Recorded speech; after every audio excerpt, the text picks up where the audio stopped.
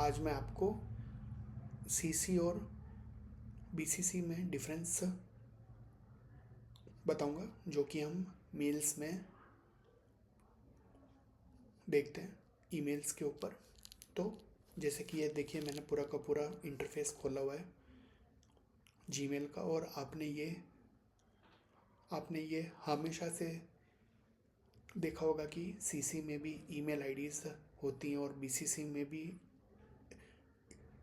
Email IDs होती हैं, मगर हमें उनके बीच में डिफरेंस नहीं पता। टू का मतलब है कि जिसको भी आप ईमेल भेज रहे हैं तो वो आपका टारगेट ईमेल आईडी हो गया। सीसी का मतलब होता है कार्बन कॉपी, मतलब कि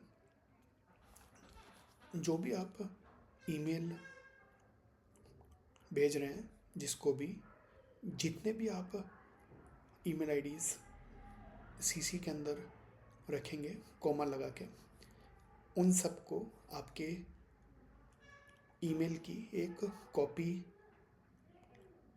मिल जाएगी, जिससे कि सबको एक साथ पता चलेगा कि ईमेल में क्या हुआ है, और आप साथ ही साथ में ये भी पता चलेगा कि सीसी में कौन कौन है ईमेल आईडीज़।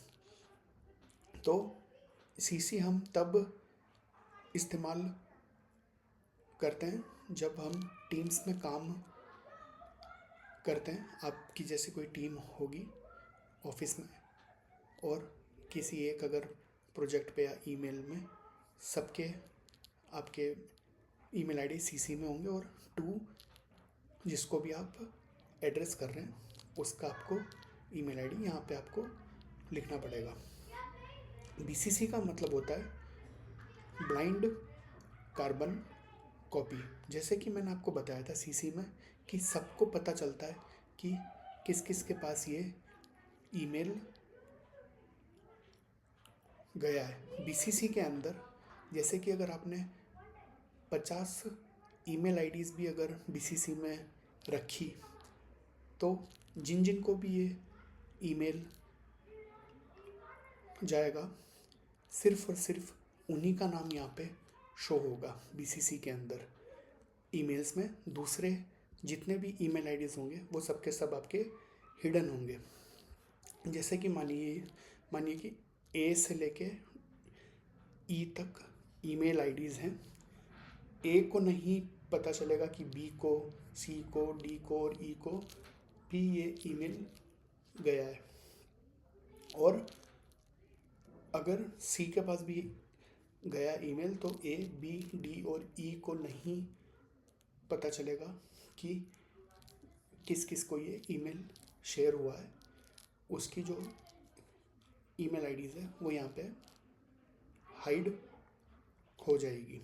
तो बीसीसी ट्रांसपेरेंसी में काम आता है।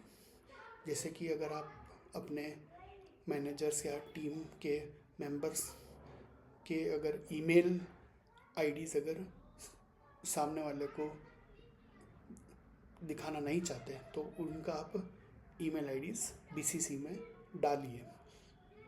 तो इसका जो मेन डिफरेंस है आपको सही से समझ में आया होगा सीसी और बीसीसी का। और अगर कोई भी डाउट हो तो पूछेगा कमेंट